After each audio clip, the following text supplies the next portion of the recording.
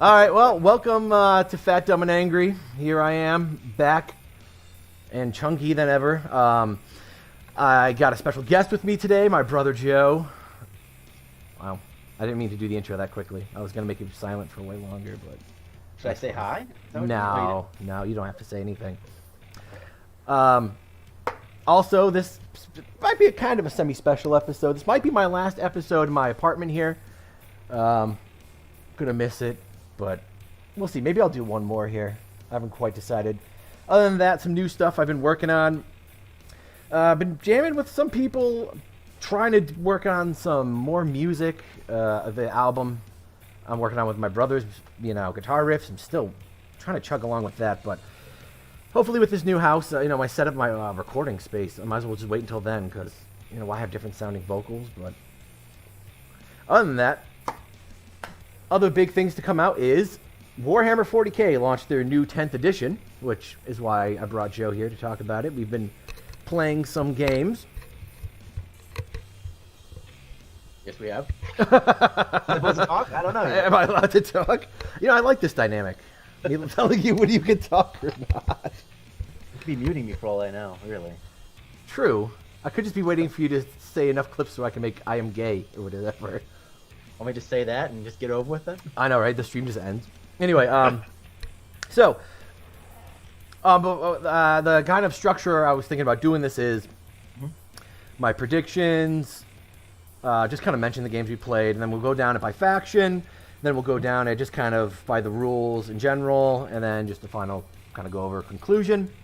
So for me, my predictions going into 10th with everything that was kind of going on with the online space and the stuff I was hearing and whatnot was three things mainly was simpler, faster, and balanced. Okay. Any Well, actually... feelings on that? Or? Well, yeah, I pulled up both of those articles. First of all, Games Workshop specifically said simplified, not simple. Okay. There's an article from March, I believe, on their Warhammer community website, where they kind of talk about their idea of what it means to be simplified, not simple. They don't really say very much, honestly, and then they also, it was under the Space Marine faction focus, they mentioned something about, it says, and while rolls to hit and wound are much rarer now, Space Marines have access to both moments. Anyway, so the point is that it sounds like with those documents, those community posts, they people were thinking that the game was going to be simpler and it was going to be a little bit less lethal, right? Which are sort of kind of what you said. And that's where I think the idea came from, that the game was going to have less re-rolls, have less kind of rules to memorize, and I think, not to spoil anything, but as we've seen, it hasn't really come across yet. No, yeah. So we'll run over the games we've played quick. We don't really need to dive into all of them, but this was interesting too because I felt like, did I forget anything? But so we did a couple 1,000-point games first. We did. I think the first one was Imperial Guard versus Chaos Space Marines, then Demons versus Tyranids, then Necron versus Eldar, and then 2,000-point game we did. What was it? Necron versus Chaos Space Marine, Imperial Guard versus Nids, and then Nids versus Chaos Space Marines. You said them all so fast. There was definitely one we did. There was one we did with Main takeaways is basically we've played Chaos Space Marines a couple times. We've played Nids and Necrons, Demons, Imperial Guards, and Space Marines. Only one game with Space Marines, basically. Yeah, yep. So we've played quite a few armies so far, and we've definitely looked at all the rules for those armies mostly. So we got an idea about those specifically, and of course everything else they've said online about the other factions. But luckily we don't have to deal with Gene Stealer Cult or Custodes, because it would be a lot angrier. So. All right. And I think what your impression was, but I felt like of those games we played, I was gonna ask you this: which one do you think was the closest, or which was the most balanced of all those games? I mean, or you remember? It would probably be the kind of like the Nids and the Necrons versus Chaos Space Marines. Any of those kind of games, I think, were probably closer.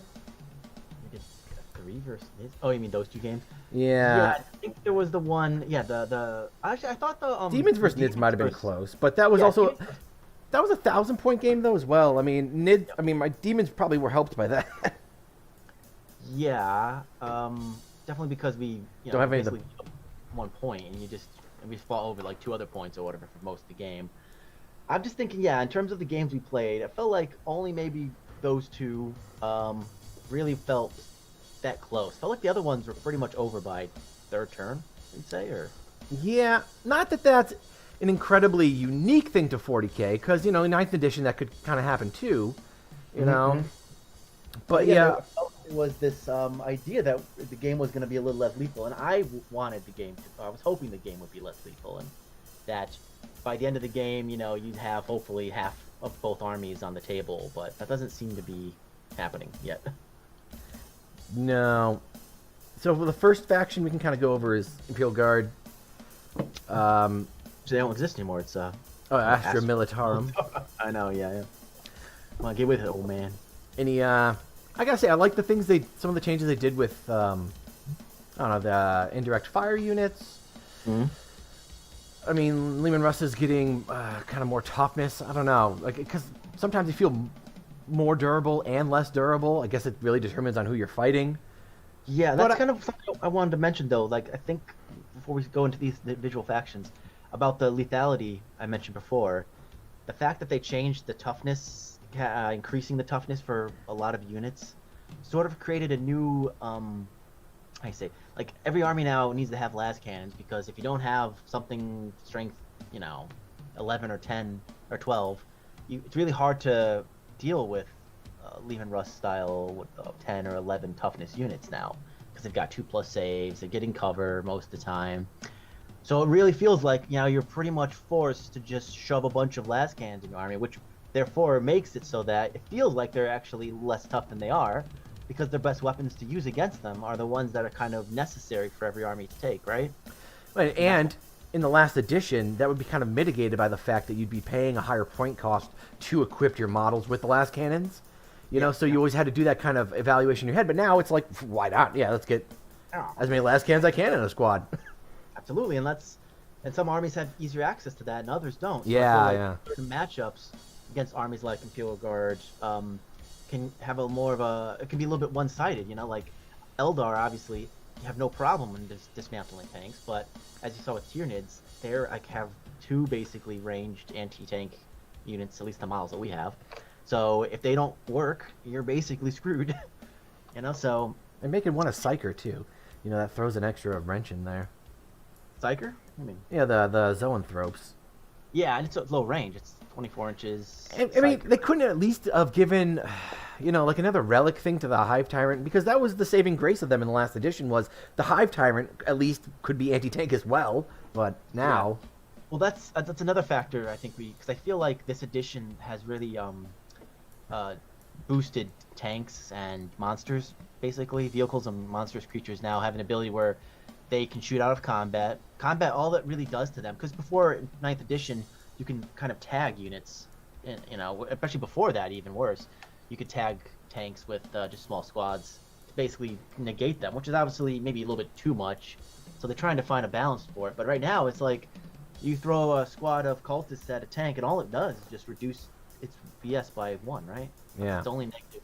I guess it can fall back. And would it fall back? I mean, well, and now the tanks have 6, 7 attacks back that now they're actually hitting on, instead of the D3 attacks maybe you had in last edition. On 6. Now they're getting regular, right? I think, or I'm not sure what they. And you're like, oh, my Lehman Russ actually killed 2 or 3 cultists in close combat now. So I feel like that reduces, armies like Tyranids that don't have as many anti-tank options. In the previous edition, maybe you could just swarm the tanks, and that might be another strategy you could use. But now it feels like now you're kind of just stuck with either ignoring them, or, I don't know what else. I guess trying to blow them up. Another thing I want to mention about tanks is how, I mentioned the las cannons now are sort of ubiquitous. That there's the melee options for anti-tank don't seem to be nearly as good anymore. Back in the day, Power Fist dude, strength 8 could actually, hurt a tank, because their toughness was also 8 or 7 or something. And the tanks only had 1 wound too back then. Yeah. Yeah, it's even back then. I'm talking about like 9th edition even though. But now in 10th edition, that same Power Fist guy at Strength 8 is swooning on 5s tanks. It just doesn't seem, and it's also a lot of to do 2 damage. Yeah, and then doing 2 damage. So it's like you're barely touching them with these Power Fist guys. Only certain units, I think, and we haven't mentioned this yet, but the Universal Special Rules, we probably can get to them later, but some units that can abuse devastating wounds obviously can be good anti-tank weapons because they can just pop in mortal wounds on the tank and kill it with rerolls and whatnot. But otherwise, I feel like, like for example, going back to Tyranids, which even their monstrous creatures, there's not many like great melee anti-tank options that are quick and can actually get to a tank and kill it.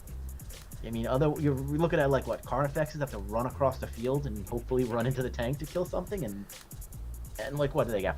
I'm not sure how many attacks actually they get with their and they can't, and they didn't even give, like, it'd be nice if they gave some kind of upgrade or something you would give to the Gene Stealers. Because, for example, we had that one game, you had all those Gene Stealers charge a Scout Sentinel, and the Scout Sentinel survived.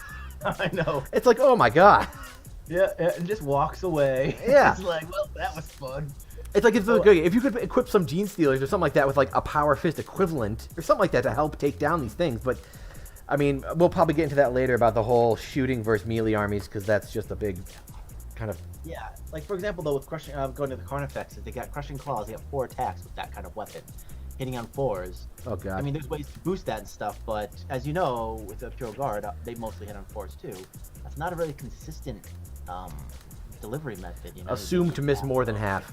Exactly, yeah. So you hit with half, you get 2, and then you wound maybe with 1, and then they save maybe 1, and you're looking at maybe 1 gets through. And they can command reroll that 1.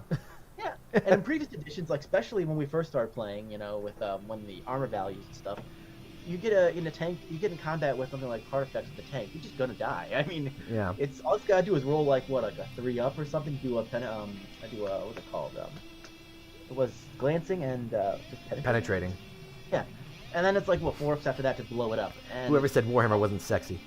I know, glance me, baby. Penetrating. Well, anyway, I guess the point is that, yes, it feels like some armies, like, we were starting with Tyranids to talk about? Is that what we started with there? Pure Guard. Pure Guard. Yeah, sorry. Should be an easy one. Pure Guard, because they're really relying on tanks. At least that's what we played, because we don't have that many. I bought so many of those starter boxes. I got so many Lehman Russes. And you need a lot of individual guards to make a large, even 1,000 points. You need probably like 50 dudes to fill that out if you're not gonna go tank heavy. So, I mean, one thing I want to mention with Imperial Guard was I feel like they nerfed Born Soldiers actually a little bit. Remaining stationary, yeah. Yeah, I don't know if you've noticed that at all, because they also got rid of the turret ability, which was a 9th edition, which gave it +1 to hit with its turret weapon. Yep. So basically all the Lehman Russes were hitting on 3-ups with their turret weapons, and now it feels like, 4-ups, I like fighting against the Imperial Guard that way, because, dice are on your side. Yeah, 4-ups to hit are really a bummer, especially when there's not much rerolls. Although, another thing which we'll maybe I'll talk about too is how each list, or each data sheet has a special rule, right? Yeah. So like the that's a huge topic in itself. Yeah, and so like, and how many? Did you ever remember that it has a reroll to hit or reroll 1s? Oh, which the battle tank, the Lehman Russ one? Oh, for the regular Lehman Russ battle tank. Yeah, I guess each individual battle tank has a different rule too, which is like, come on. I get why they split the battle tanks up so they can cost them differently, which is their own fault, because another thing we have to talk about, which how they got rid of all war gear options, basically. Got a lot of things. But, yeah, there's a lot to say, but we can be more just general about each faction now, and then we can go back to the more specifics later. But yeah, so basically, just to wrap up Imperial Guard, I think they basically kind of stayed very similar. They tweaked them a little bit here and there. I don't really think that they really changed them that much, their play style or anything like that. It's just, I don't know. I think, okay, I made I'm thinking of a little faction list, because we got 6 factions we play. I'm not gonna rank Space Marine, because we only play once, but of the 6 we have, I think Imperial Guard would be above Demons and Tyranids. Somewhere, yeah, they'd definitely be above Demons and Tyranids, so they're kind of middle of the pack. Well, I would say so, but Tyranids, I think it could also definitely determine on the rolling with the Appeal card. You could roll your way into a Tyranid loss for sure. Well, let's move on then to Tyranid since Yeah. I've already mentioned. Oh no, hold on. Well, Oh. the next one I had on the list was Necrons, because Oh. just how the way I saved the pictures on my computer. Oh, okay. No, let's go then that way. Yeah, I'll follow your lead. So, Necrons, I feel like with them, I mean, other than a lot of the big changes, like we're going to talk about later with like the unit abilities and all that kind of stuff. I don't know. I feel like they did. They didn't. I don't know. They didn't really. They changed them in a more interesting way, where it's more about the resurrection, the survivability, turning them really more into that like undead army that they're. I guess, kind of felt like they're supposed to be, but. Yeah. And they're shooting and stuff. I mean, it is interesting now that the gauze cans are doing just a flat 6 damage. It's pretty neat. But yeah, I don't know. A lot of their stuff really seems kind of like, I don't know, hit or miss now. You know, a lot of their like weirder units we have really seem kind of pointless. Well, I would say of the weirder units we have, like I think the wraiths, they're the ones I think that got kind of nerfed the most. Because they were actually pretty good in previous editions. Now they're a little less good. Scarabs, honestly, kind of. Scarabs? No, I think they did a good job with Necrons. I think Necrons is probably, I mean, Eldar's in a different stratosphere, but like Necrons and Chaos Space Marines, I think they both did a pretty good job with, because the way I judge this is, I like that they made the army rules and the detachment rules sort of, fit a theme, and so. Okay. Yeah, like the whole idea of you have a leaders for your unit, and those leaders can buff the squads, and then kind of all the rules in the army and the data sheets at least, they all sort of kind of play with that mostly. So it doesn't feel like, I mean, that's a good and a bad thing. It's good for making more powerful units, but it's a bad thing in a way that you feel like you're handicapped if you don't do that. So if you don't add a leader now to your squad of warriors, they're all hitting on 4-ups. And they're all, they don't have access to the resurrection orb or something like that. So it feels like, why would you do that? But maybe there are reasons. But I like Necrons this edition. I think they did a good job. Reanimation protocols, it's always been a really tough thing to do right. It was not so bad, honestly. I thought it was going to be worse because it was about keeping the unit alive, which has always been the problem with reanimation protocols. But that honestly doesn't seem so bad this edition. It's kind of hard to wipe out a 20-man warrior squad in one turn, actually.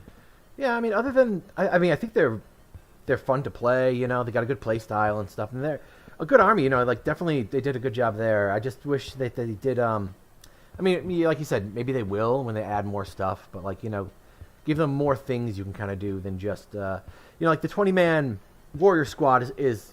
I mean, it makes sense and stuff like that, but it'd be cool to kind of try to like if there was an army build to do that with like. I don't know, like flayed ones or destroyers or something like that, but I'm sure that'll come later. Well, that's another, that's part of the overall conversation we're going to have, I think, about leaders, and sort of how, because leaders can only join certain units, and then they're kind of crafted to be in those units, so it's like you're kind of already paying for them to be part of that squad, and if you don't do that, you sort of lose out on something you're supposed to be taking. So yes, it does feel like this edition, because it is. They're planning on releasing more books later, right? With more detachments. If you're a Necron player, go out and buy all the Lord models you can find. You're going to need them. I'm imagining, I don't know if this will actually happen, but I imagine the next, when they get a book for Necrons, the detachments will have something like maybe a kind of canoptic detachment. Maybe they'll have a detachment for, I don't know, vehicle-based stuff. Things like that, so you won't feel like if you're not doing, max squads, you're losing out, because it also means MSU, so minimum size units. There's no reason to take those, because you have to include a leader, and why not bring the full size unit? You'll get the benefit of leader that way. But maybe they'll have things for not taking leaders. I don't know. We'll see. But I'm hopeful with that front. I think they did a pretty good job there. I feel like there's a lot of units we haven't even used yet that I think could be fun to use, like the. I love the Annihilation Barge. I don't know why, but I really like that model. Can't wait to use it, because now it does mortal wounds. It splashes mortal wounds as part of its ability. So. Yeah, like the so with the Ghost Arc or whatever, you can't heal more models, right? Like you can't do the Resurrection Orb thing at the end of your turn as well with that or something. The Ghost Arc, which I haven't used it yet. Yeah, that's the transport. It gives you like unless you do another reanimation. But I was wondering. Yeah, it says once per phase. We mean as It probably doesn't let you do 2 a turn, right? I don't think there's any limit on that. It just says the same Necron warrior can't be selected for this ability more than once per phase. But that ability okay. Ghost Arc's ability.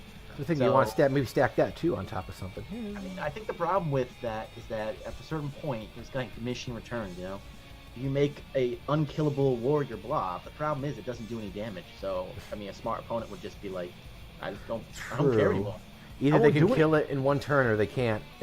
Yeah, and if like you spend, it's a lot of points actually to add a Ghost Arc, to add a Reanimator, to have a Lord or two, a Lord in there with a Resurrection, what's it called, Resurrection Orb. Yeah, there's a lot to add in there and of course the Technomancer or whatever one you want to add to the squad. After a while, that's why people are on the competitive list are using more Lich Guard, because they're actually usable. I mean, they can actually deal damage and sit in the middle of a table and be a threat, as opposed to just being a blob of dudes that get slaughtered. So we'll see. And so, speaking of a well-balanced one, we'll move on to something the opposite of that. We'll move on to Eldar.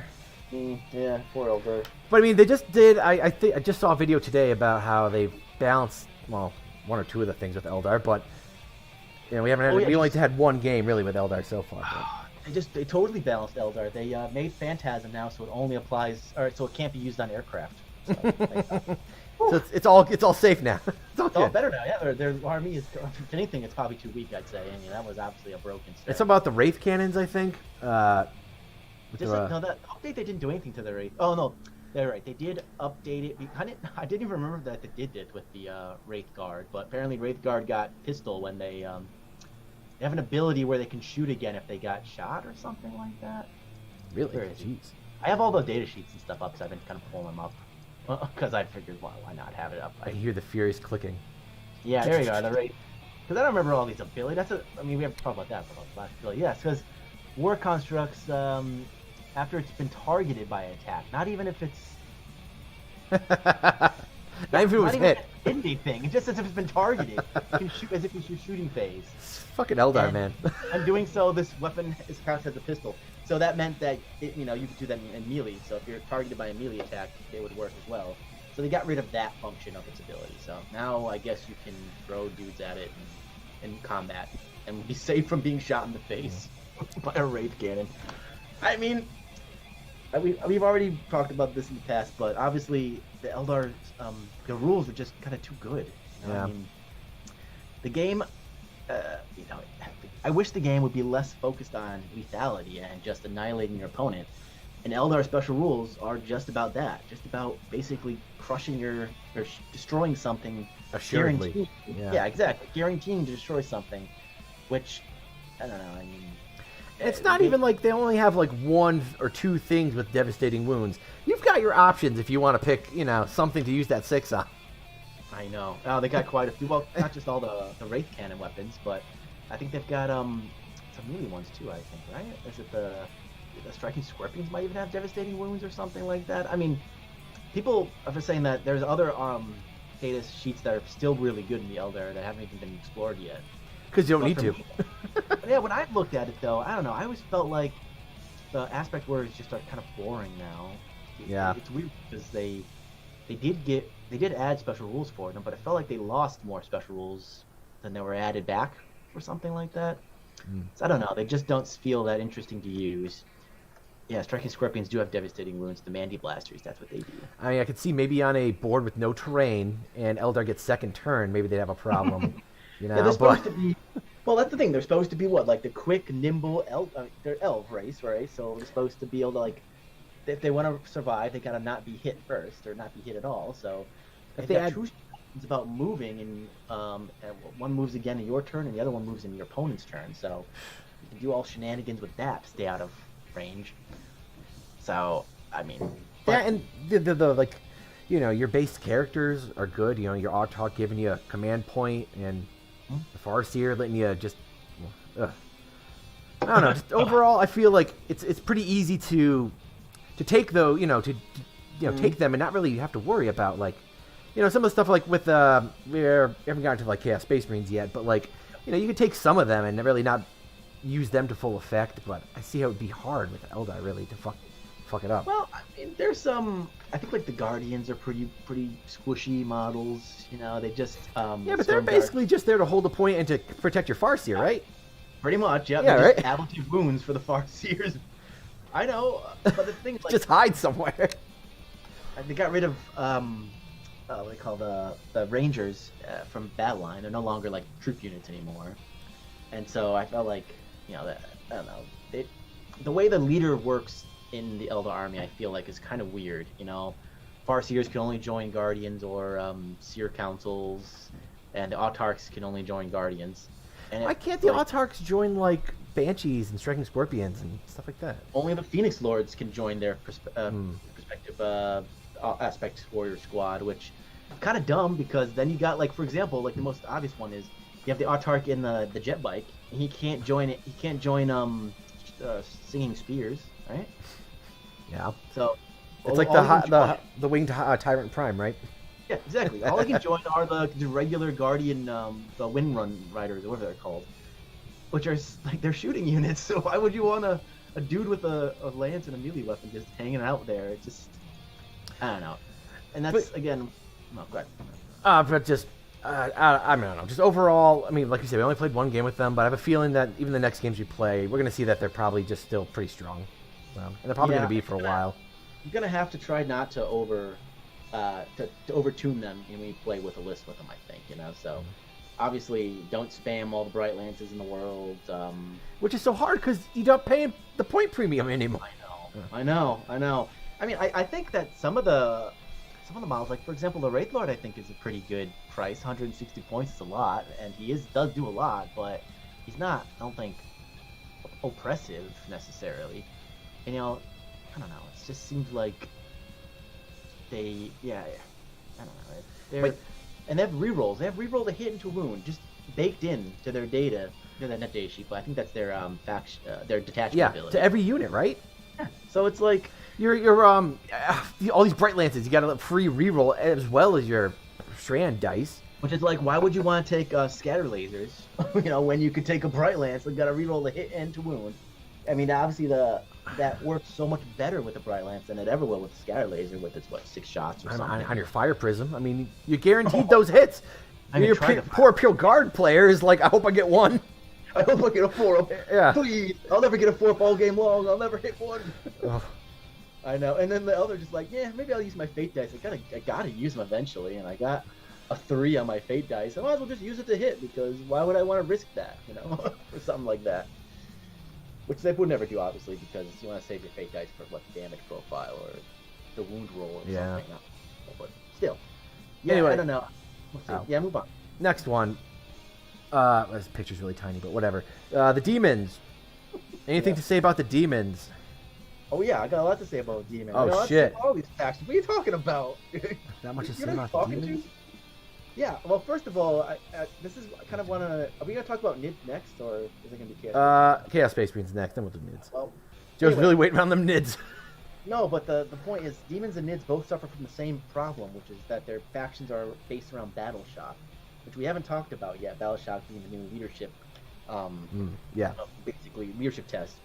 And the demons, like their ability about resurrect or gaining wounds based on their leadership, which is not even has to be done in your Shadow of the Warp, or what do they call it, or their whatever that thing's called. Yeah. Their zone.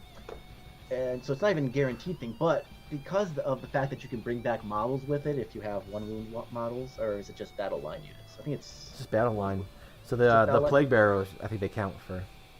But anyway, the point is that they that jacks up the cost for those battle line units because it feels like they expect you to be doing that, right? With sitting in your what's it called? I think it's Shadow of Chaos, I guess is what it's called. The Shadow of Chaos, yeah. Yeah, so he's shitting in this. You're sitting in your shadow, you know, and you're like, come on, hit me so I can resurrect some models. But they're going to shoot at the ones in no man's land because they don't have the Shadow of the Warp, and they want to stop you from getting it. Or if they're smart, they take it over first and then shoot you or something like that, you know, where they make sure that you don't have it. Or I mean, there's things obviously they can't do about it, but it just feels like that's built into their costs. Also, you know, they can do mortal wounds if they fail a battle shock test, but even a -1 to the test for most units, still not very likely that they're going to pass or they're not going to fail their battle shock test, right?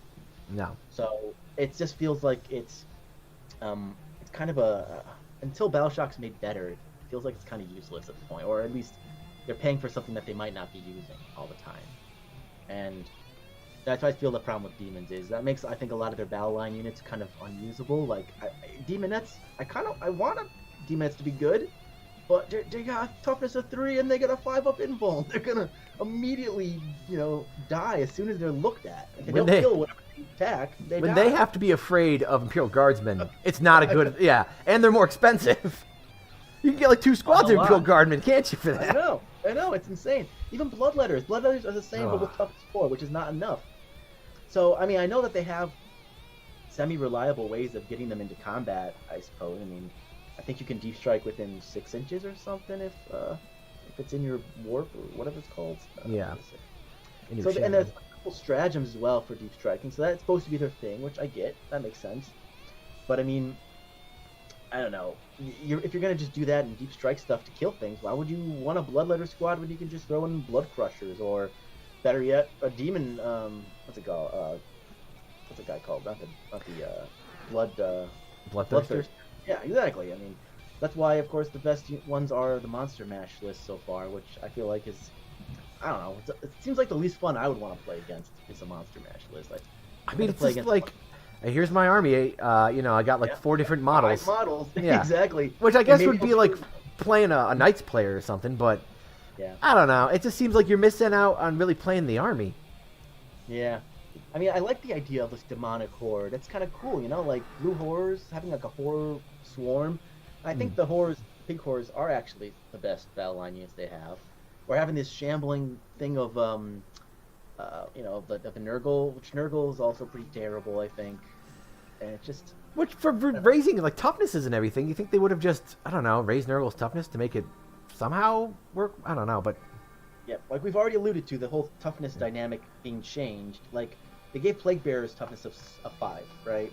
And 2 wounds and a 5-up invuln save. Now, you can remind me, what the previous edition, I think, were they toughness 5? What was it previous edition? Toughness 5, 2 wounds, but they had a 4-up at range. So, if anything, they got worse this edition. They got less tough when a lot of weapons, some weapon strength went up, not necessarily all of them. But still, some things went up to balance out the increase of toughness. Plague Bearers, if they want to do something interesting, why not make them like toughness 6 or 7 with a 5-up invuln save and 2 wounds, and just make them like that kind of tough unit, Well, and the way the demon special ability worked last phase was, or last edition, you had the 8 dice or whatever, right? And you're rolling, and if you get 5 warp charge dice, you can do the thing where everything heals like D3 models. And it's like you were way closer to getting that ability of healing your troops in last edition than you are now, really, it feels like. Especially because the one stratagem they do have only gives you a guaranteed shadow of the warp, whatever, in around one one capture point or whatever. It's not even like for a whole side, at least. Yeah, that would be nice if they just guaranteed the middle, let's say the middle of the board edge or something. Or you pick one for, like, 2 command points or something. Or something, point it so it's actually... Because other than that, it's like, okay, so around 1 point, so I can save 1 squad or something, or hopefully, instead of, I don't know. And I also feel like problem is that they're a melee army too, which is fucked. Yeah, obviously a problem. This edition's made melee a lot worse. Mostly because I think they didn't increase. Like Plague Bearers are still hitting on strength 4. Sure, they got lethal hits, but still, I mean. And they're hitting on 4-ups. Yeah, they're hitting on 3-ups. It says. It does. Okay. Yeah. But still, they got lethal hits, weapon skill 3, but 2 attacks. So squad of 10. They're not doing that much at strength 4 and AP 1. No. I don't know. I mean, they're not meant to, I suppose, but they're also not living very long either. So I'm not sure what they're meant to do. Anyway, so. Sorry about that. Yeah, what were you saying? I was going to mention about the abilities, that each unit has to have abilities now. Oh. And, well, that's a whole topic we can get to at the end, because that's a... Yeah, okay, go ahead. We can carry on. Okay, yeah, I'll try to get through. Because Chaos Space Marines, like, I feel like demons, they kind of flavorfully... They did some all right things with them, but I feel like they're really struggling, maybe for other reasons than specifically the rules they gave them. Chaos Space Marines, I feel like they did a really just good overall job with them. Their flavor is pretty nice with their, dark packs and whatnot. I agree. Maybe one thing would be a criticism would be the amount of bookkeeping and stuff if you're giving everything different marks. Like, oh my god. Unless you're painting that on your models or you're getting tokens, that can be a little much, but they made most of their units pretty good. Like, they still didn't correct the Venom Crawler if they're ever going to, but if they don't, like, just get it for the shooting. I mean, they updated a lot of weapons today, and they didn't update the Venom Crawler. Yeah, right. I mentioned, but they did update, for example, we didn't mention it in Imperial Guard, but you know how, was it the Taurus, the vehicle thing had like a strength 8 frag missile? Yeah. They did that to strength 4, so clearly that was a mistake. Oh, man. I know. How could they even make that error? Well, they also fixed the 2 model problem, too, for the weapon. Yeah, thing. yeah, right. They did. Yep. So yeah, I guess the Venom Crawler is supposed to be a shooting platform now with 12 shots. I mean, Chaos is, from the games we played, they're pretty good because they can be pretty shooty, and as they're not terrible in close combat, it makes them kind of a decent overall because, you know, when they come at you, you can still fight them off in close combat.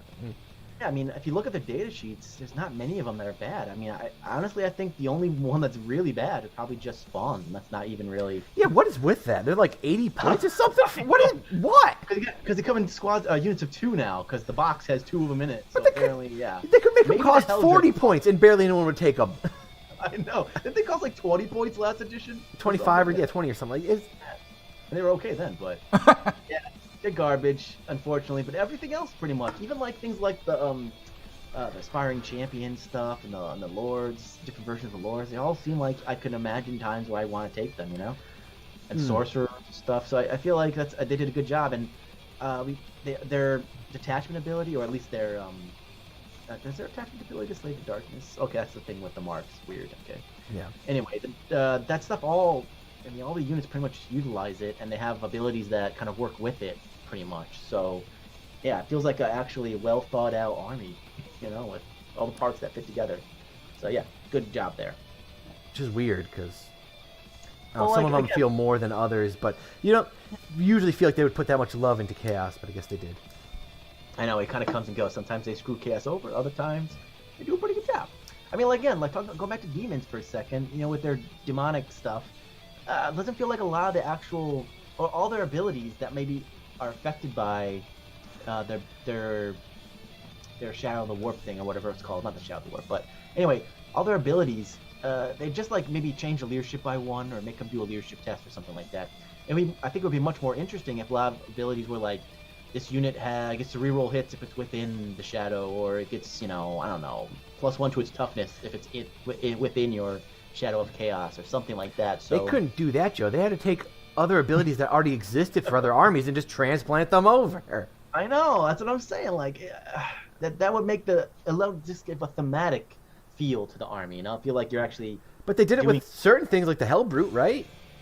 Well, for the Chaos Space Marines, yeah, the Hellbrute now. For some things they did it, but for the Demon Army, it feels like they just don't entirely care that much about the Demon Army. Which Yeah, and also like Demon Army's like 4 different armies into one. This is also kind of weird.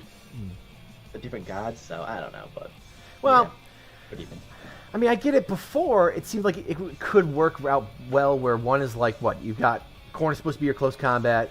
You know, you got your defensive, your quick, and your psychic, or whatever. But anyway, we'll move on past Chaos Space Marines because there's not much to say there. Because I think they're just good overall. Kind of like Necrons, where you know they fit what they're supposed to do, and the models are all pretty decent. So you really can't screw up. Not too many bad options. I feel like you're really handicapping yourself when you're taking it. It feels like you can take it and it actually could succeed and work. You know? Now, Tyranids, what do you think? Tyranids are a tough one. I felt like Tyranids are a lot more. Let me say. Again, they're like demons. They're an army where their rules are around battle shock. At least half their rules are around battle shock. Talking about the Shadow of the Warp, that's the actual one. And that's kind of a shame that even that the Shadow of the Warp, which is not even the tactical rule, that's their army rule. It's pretty much negated. It's pretty much useless. And when it comes to demons, it's actually a detriment to your army. So Yeah. I don't know. It feels like that's kind of a feel bad. And Synapse as well is supposed to be good, but it's actually kind of bad because now it kind of forces you to keep your guys together. And because they already have low leadership anyway, that 3d6 isn't as good as it sounds. You know, when you're. I mean, actually, what is the leadership of most of these guys? Leadership 7. That's only 8 like total. one above a Space Marine. Yeah, I know, but no, 6 with 2d6, the 6 is actually pretty good. I'm not sure what the math is of a 3d6 for an 8 plus, but I'm assuming it's at least comparable. And if it's comparable, then you're really not getting a good benefit, honestly. Right? You're just staying about even with Space Marines or other armies. And I mean, their detachment rule about the hyper adaptations is a nice idea. But I again, like that the most, you know. yeah, but the problem I have with that is, again, looking at Chaos Space Marines, right? Where just pretty much every unit can have sustained hits on, or lethal hits, or whatever. Yeah, true, that But and the something else. units now have to pick before the game starts, and they're stuck with certain types of units that attacks. Either get lethal hits, sustained hits, or precision.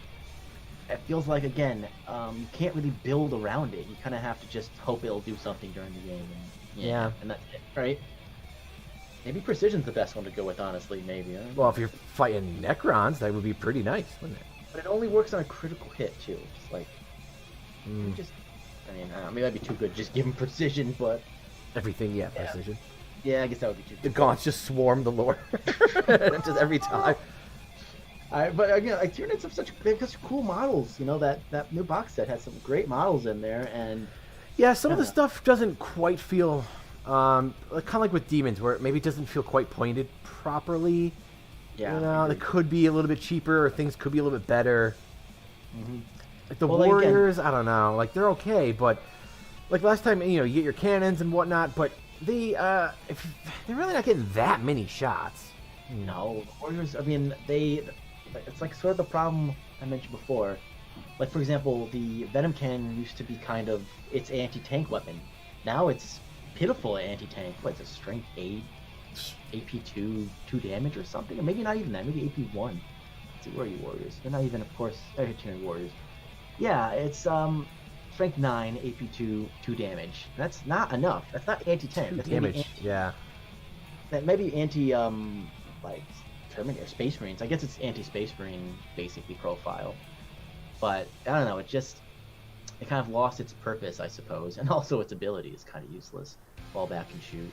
Yeah. And I don't know, and also it's toughness 5, 3 wounds. When everything else went up in toughness, it just feels like it's still too easy to kill. And maybe if they're really low cost, but as they are now, the last list I saw that was doing pretty good was basically just spamming Gaunts. And that feels like you're probably your best bet. Just to spam Gaunts. And try to heal them. And I mean, Yeah. what do they have for, like, I mean, last time, you know, we played, I tried to use some of the buffs and stuff, but, you know, last edition they had the Zoanthrope thing. You could give, what, like, your monsters and your lesser creatures, like, 5-up invulns on the first turn or something like that. And so, like, where can you really get your invuln saves here? You know, from... I mean, they get a 6-up one, but you're dependent on being within 6 inches of a... 6 inches, right? Yeah. Oh, yeah. And things like Hormagaunts, obviously, are not going to be anywhere nearby. Maybe your Termagants will be nearby them, but... I mean, I feel like the problem with that kind of stuff is you don't want to be restricted movement-wise. The game's built around the movement phase, I think, and the shooting phase, of course, too, but... feeling like, well, I have to get to this point, but I'll move out of the 6-inch range because my Zoanthrope only moves, whatever, 6 inches or something like that, and these guys move 8 or 10. Feels like, you feel like you want to, you're feeling conflicted from actually playing the game. You want to keep your guys safe, but then you have to actually move your guys in there, and you're going to make some bad choices, thinking, oh, I'm not going to take that point. I'm going to keep him back and keep him in aura range of all these aura dudes I got, which is probably not what you should do. You should just throw them at the point and let them die, because 6+ feel no pain, the 6+ invuln save is not going to cut it anyway. So Yeah. And yeah, Tyranid should be one of those armies where, I don't know, like some of their stuff, should feel like a little bit tougher, where it should be able to survive one turn out of cover. Because that's kind of, I don't know, but a lot of the stuff doesn't feel like, the Carnifexes, they're going to die. What, they got, how many, 9 wounds? I don't know. yeah. Did they have the minus tough damage, or what has Nope. that? No, just a Termagon? What's that thing? No, the Tyrannoflex. Tyrannoflex, yeah. Yeah, that's the only thing that's got that -1 damage.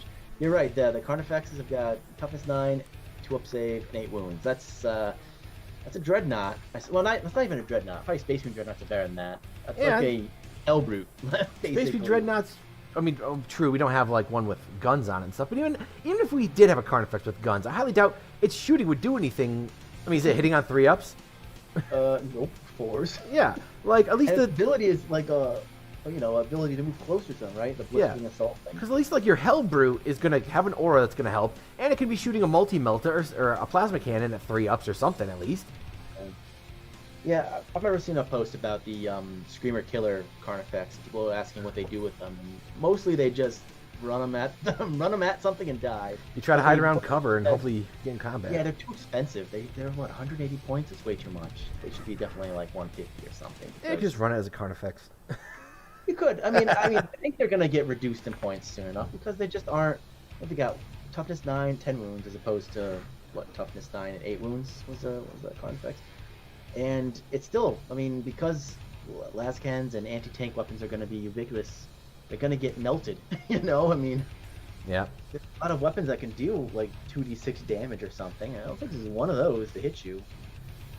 You know, one Wraith Cannon or something like that, or 2 lascans and it's done, basically. I mean, 2 lascans, I think, on average, would kill it, easily. So, But overall, I would say I don't know, I enjoy playing NIDS. I think they did a decent job with them. I just feel like a couple things need to be maybe pointed properly for them to just be at the level of Chaos Space Marines or something like that, you know? I think also talking about the lethality of the game, I feel like it was inconsistently applied. Some armies, I feel like, went down in lethality, and other armies either stayed the same or went up. So Tyranids, I think, went down in lethality. I don't think they're nearly as lethal as they were previous edition. Again, looking at the Hive Tyrant, used to be like, I mean, do you remember the relic weapon the Hive Tyrant could have in 9th edition? Was it 5 damage shots? Strength 15, like 5 AP and 5 damage. I mean, are you kidding me?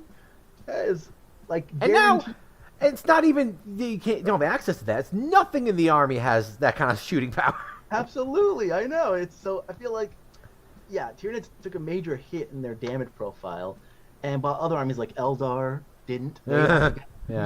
Chaos Space Marines actually, I think, got boosted because of their Dark Pacts. Really increased their damage potential. Yep. But things like Demons, I feel like, got reduced. Field Guard, I think, got reduced. Yeah, a little bit, yeah. Not sure, actually, about Necrons. Yeah. It's kind of hit or miss there, because the Lords kind of make them all a little bit better, but they're still not that killy, and, you know, I don't know. Well, the fact that the Lords are pretty much, what do they call it, untargetable, while they're melee like that, it makes them really good. The fact that you just pretty much got like 3 or 4 Wraith Warsight attacks just in your blob of warriors actually makes quite a difference when the warriors can kill nothing. Well, let's move on to, I guess, since we're already talking about it, we'll kind of move on to some of the rules now and talk about, because I guess that's kind of on the subject of like the toughness changes. Yeah. And the lethality and everything, if we want to discuss that next. Mm-hmm. Oh, I'll show my rule book off of the camera. The toughness. I mean, I think that was a great idea. I think that's what they had to do, because in previous edition, I believe it was, wasn't it limited to 9 or 10 or something like that? The toughness had a max, and 10, they wouldn't go beyond it. Was it 10? Yeah. So I'm glad that they went beyond it in this edition, but I feel like they they weren't consistent maybe in expanding the profile of the weapons to match it. If that makes sense. Like, case in point is the issue with multi-Melta and Melta in general, being strength 9 when most of its targets, if it's an anti-tank weapon, are, you know, toughness 10 or 11 or something, yeah. Yeah, I mean, back in the day, multi-Meltals were great at killing monoliths or something. Now, multi-Melta's gonna be lucky to damage a monolith or something to that extent, so. Yeah, you would think there are certain things where they should be put in the right way where, like a multi-Melta, you should be rolling 3s or 4s at least, right? And yeah, so they could give it anti-tank, right? Or anti-vehicle. Oh, yeah, you're right, they could. Yeah, and honestly, that the anti-keyword, or whatever it's called, USR, it's a good idea, and I don't think they've utilized it quite yet, because, you know, they should have some things that are low strength, but anti-vehicle, or anti-monster, or anti-character, or something like that. Have more access to those things. Again, like, the potential is there, I just don't think they put enough thought behind it to actually, I don't know, utilize it. Because again, like, the whole point, I thought, of increasing the toughness was to make it so that the weapons were supposed to be good against their certain profiles were supposed to be good against. You know, in the previous edition, basically one weapon would just dominate. Like multi-melta was the best just in general, and plasma guns were generally just good in general against everything. So I feel like what they're trying to do is to make it so, yeah, like plasma guns are for killing Space Marine or whatever units. Multi-meltas should be good against vehicles, I suppose. But then las cannons are also good against vehicles. But yeah, so I think that's what they need to have a more something in mind when they're making these weapon profiles, like exactly what kind of targets are supposed to be good against. I mean, we don't really have many really high strength below AP weapons. That would be kind of interesting to have, or the opposite, low strength, high AP weapons, kind of mix and match. Or like, yeah, I don't know, like low strength, high damage weapons, or they have 3 different things they can mess around with in their profiles to make some sort of unique combinations to deal with certain specific targets.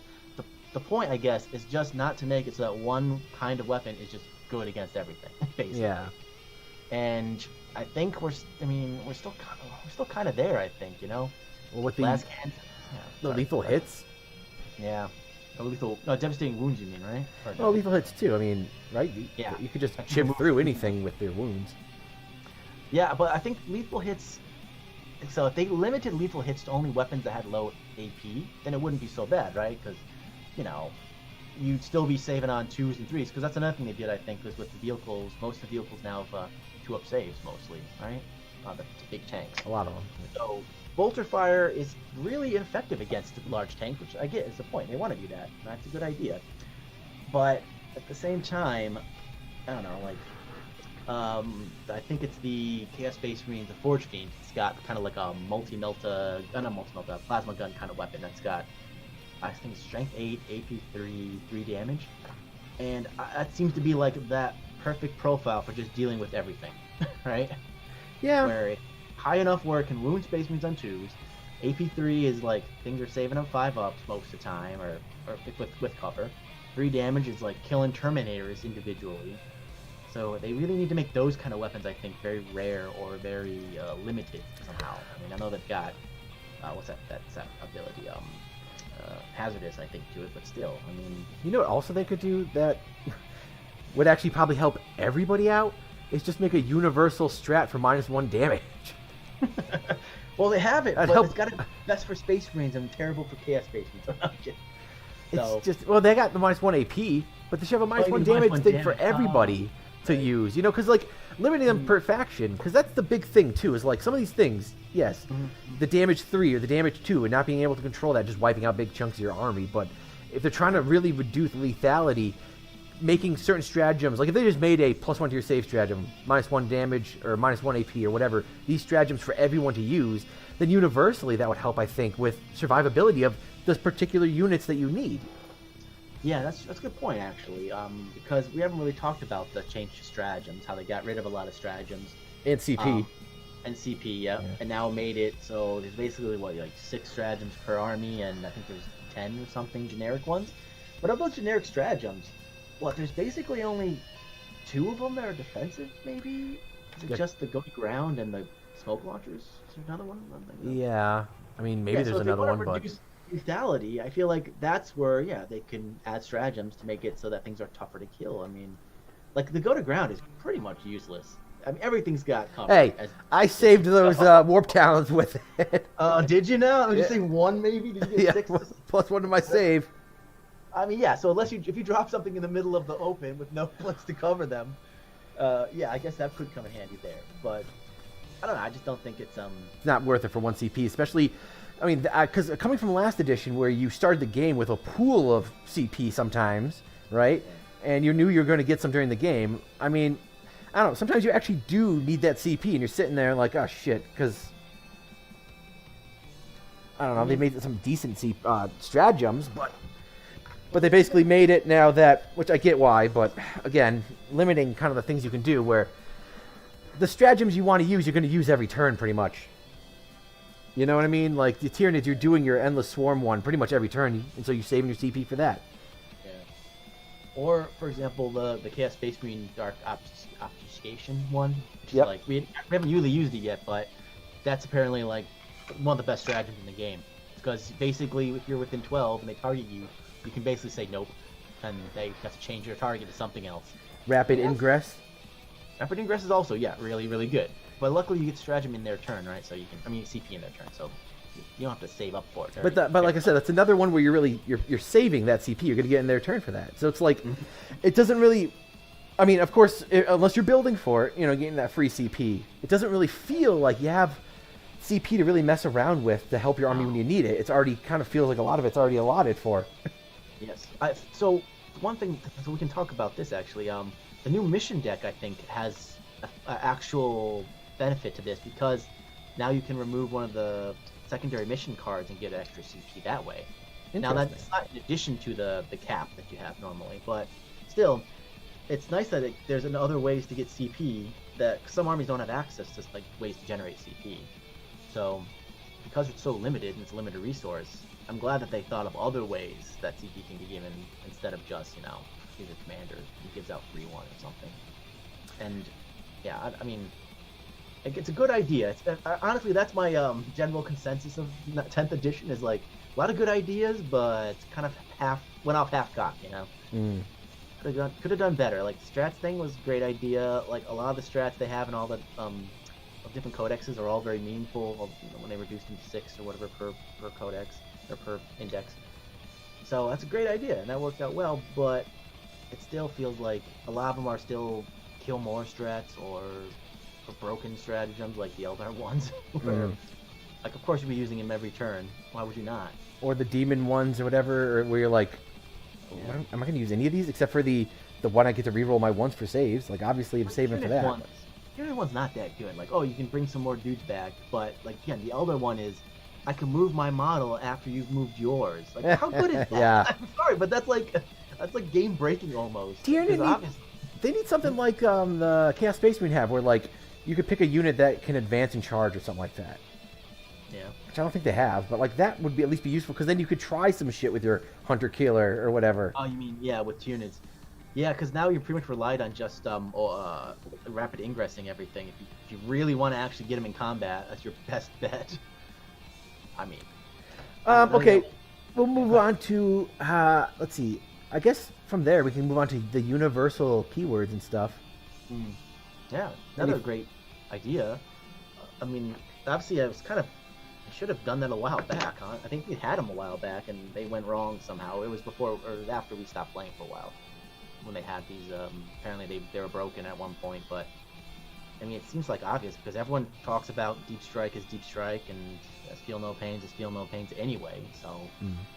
Now, one issue I have with the Universal Special Rules is it feels like they're something different than abilities, because we've mentioned a few times already, or I've mentioned that every unit now has a special ability, but doesn't include the universal special rules they might have attached to them. So if they have like Scout or Deep Strike, that's not their special ability. Well, in the previous editions, that kind of was their special ability, right? Yep.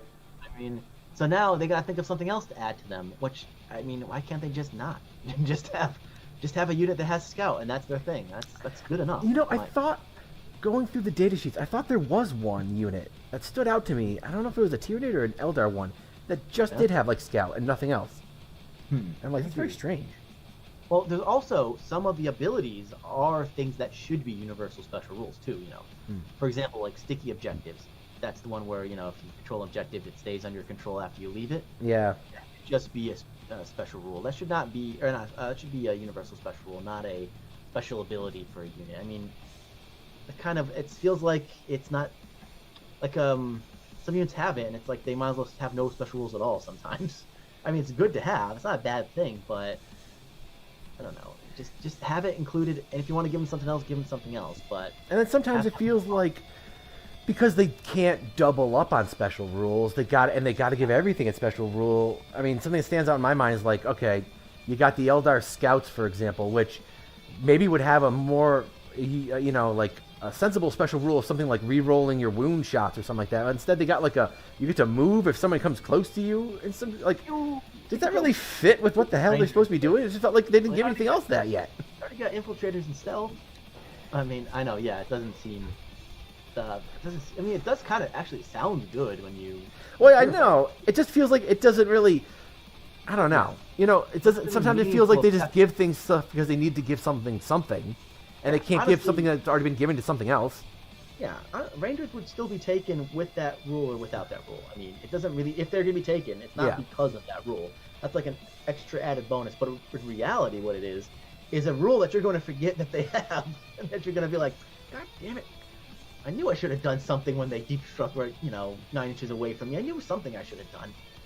And that's the whole point of 9th edition, which I found frustrating, was that there's so many things you should have done that you should have remembered, but you forgot. And I was hoping 10th wouldn't be like that, but here we are. It kind of is. Still feeling like that. How many times did I shoot things with the basilisk and I forgot -2 to your movement or something? Yep, exactly. I mean that doesn't really need it though. Honestly, basilisk is just a big, like, it's out of line of sight. It's supposed to be a thing, right? That Venom Crawler doesn't need the +1 attack thing. Honestly, it doesn't. It doesn't. It's so dumb. It's like, who thought of that? It's like, yeah. Gotta give it something. Like, they gain a wound when it kills something. Isn't that kind of what it had last edition? Some sort of ability when it. It had a minus. It had the sorcery thing or something like that too, right? But. Yeah. Oh well, that's another thing too. I know that's gonna be on there. You want to talk about the psychic phase? Are you done with this yet? We can go into the Universal Special Rules a little more. I mean, again, it's a good idea, and I'm glad they did it, and I hope that they will see. I guess they probably won't, but it would be nice if they added things to it. But they've already printed out the rule book, so I suppose they're not going to do that. But if this was a digital rule set, it would be kind of cool for them to update it as the game progressed in 10th edition and add things to it. Like, for example, there's a lot of units that have abilities that the rest of the army doesn't get. What's it called? What did I say? When it shoots at a model or a unit, that unit doesn't get cover anymore against the rest of their army or something like that, right? I think every army has a unit that does that or something like that. Or the unit has to take a battle shock test after. Yeah, exactly. Right. Like the battle shock, exactly. Or the -2 movement thing. Yep. Or -2 movement. That's so. Just add that to and then you kind of maybe might remember that a bit more often. I don't know. It does simplify the rules. It reminds me of back when we were playing. I think it was 7th edition or something like that, where you'd see. And it has Rage and Fearless or whatever, and we just were able to memorize those of knowing just what that meant. And it's like, I guess I know that they're trying to get back to that or do that again, but I don't know. I think it'll catch on. I think it would be fine. It's just if they could do some of the model things a little bit better, but. Well, I think another thing I just thought about is with the abilities and Universal Special Rules is like they're. I'm looking at the Eldar Codex, for example, and all the aspect words are kind of singularly defined in what they're supposed to do, right? Yeah. So, like, fire dragons are supposed to be anti-tank. They're anti-tank because they've got anti-tank weapons. Now, they don't need a special ability on top of that to make them more anti-tank, right? But they do, of course. They've got to give them that to make them even more anti-tank specific, even though that kind of is already built into their profile initially. Like, same with sort of striking scorpions and banshees, because it's their weapon profile that kind of determined what their targets were supposed to be and their kind of role in the army. And so I feel like the fact that they now have to give abilities to benefit their role, that just creates things kind of even better at what they're supposed to be good at. Like, case in point, those things, not eliminators, eradicators, right? Oh god, I hate eradicators. I'm an eradicator hate team. They got rerolls everything. Why not just say pick a enemy unit, enemy monster or vehicle and remove it from the game? Like, why not just say that instead of rerolls all hits, wounds, and damage? Like, I don't know. I find that unfun in a way, because it gives you an illusion almost, like, oh, they might not succeed. They have to roll really, really poorly for me to live. I suppose they might not succeed. Maybe I'll use go to ground. My 6 up invuln. Well, basically, you're like, well, I better make my invuln saves, because if I don't, I'm completely fucked. And that's, I don't know. I feel like that's some feel bad moment potential there. So, but yeah, we can move on to the next thing you want to talk about. I probably won't have to talk about it too long. Like a psychic phase. I mean, I kind of miss having the psychic phase. I felt like it added something. It'd be like if they got rid of the charge phase or something like that. It adds something to the game. Maybe it was an unnecessary level of complexity, but it kind of was. It added like a third kind of tier of units. Now it really is just like shooting and close combat units, and the psychic phase at least gave you another area to buff things, which I guess I get, they're going to put that in the command phase Command now, phase, which... Yeah, for me, honestly, I think I get why they got rid of the psychic phase, and it's not that big of a deal. But the Nah. thing that bothers me is that 40K, it's not really even a strategy game. It's like a role playing game, in my opinion. The whole idea to try to make it less random and more sort of tournament friendly or whatever they want to do with it. I think that's a big mistake. It should be kind of flavorful. The whole thing that makes a 40K fun and interesting is its flavor. So, yeah, sure, the psychic test was confusing, and it was feel bad for some armies that had no access to it. Oh, But boo-hoo, neck rounds. Yeah, but it was also uniquely 40K, I mean, that was something that they need to at least, if they're going to get rid The of warp. it, add something to it to make it still feel like a psychic attack. Now it doesn't feel like a psychic attack at all. It's just a shooting attack or a psychic ability. How great was Perils of the Warp? Come on, we loved that. Yeah. you do like super smites or something.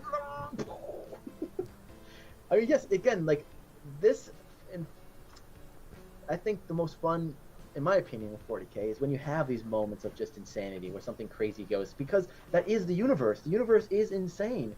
Yep. This shit is not supposed to be like rational or predictable. It's like crazy stuff should be happening, and then that makes of course some frustrating moments, but. Can you really be like, wow, man, I failed or whatever, I blew my psyker up. Darn, that's a real feel bad moment. I mean, can't you be like, the chances of that was very rare, and it somehow still happened. And I liked Mortal Wounds, right? Mortal Wounds being this thing that was maybe more relegated to the psychic phase because it was doing a kind of damage that couldn't just be easily avoided, like with shooting and stuff, but now it's like, with your psyker, it's like you might as well just take a guy with a Gatling gun instead or something, and it takes away that kind of, because another thing we're going to get into is list building, but it takes away that kind of added thought that you put into list building, right? Psychic was a thing you had to consider, and now it's just regular buffs they're going to have in their army, and Why there's nothing. don't they make psychic attacks just deal damage and mortal wounds in general? Like, why not? Yeah, I mean, and make them worse, and make them do that, right, or something. They could just do that. I mean, then that would at least give them then make devastating mortal wounds really rare otherwise to come by, basically. I think they should be, They should be rarer. I mean, devastating wounds. I mean, we probably should have talked about that when it came to the universal special rules, but devastating wounds is obviously a really strong ability. It's way stronger than lethal hits or sustained hits, because I mean, you can find ways of re-rolling wounds, and it makes things. If you add on other abilities to it, it can really snowball out of control. Yeah. Like, look at basically what they call the possessed. And they can re-roll with the undivided, the mark of undivided, get re-rolls to hits and wounds. So you basically get a bunch of hits, and then you just roll for your wounds to try to get, I think, 6s to lethal wound or to devastating wounds. And that's doing 2 mortal wounds per 6 you get. And that can add up to a lot of mortal wounds, depending, of course, your rolls. But Yeah. it just feels like that. And that's, of course, good against everything. Doesn't matter if you're attacking a Lehman Russ, attacking a Monolith, or a whole bunch of guardsmen. That's going to be just good, period. Because it's predicated on your rolling. It's not predicated on really the stats of your model. It's about how many 6s you get. Yeah, I don't know. I just always felt that mortal wounds was a difficult thing, because we didn't play. I think they added it later on. They kind of used mortal wounds to replace, was it instant death or something like that? Well, if you're going right through an armor save, which is like really your only way to stop yourself from getting hurt from an attack, I mean, it should be like the top tier of damage you can kind of do. And it should be pretty rare. And it also, honestly, it shouldn't splash like that, especially if. Yeah. I think they did that because a lot of it came from psychic attacks, and so yeah, okay, Smite can splash some mortal wounds. That makes sense, I suppose. That's okay, but like yeah. Now in this game, it feels like a lot of the things that have devastating wounds.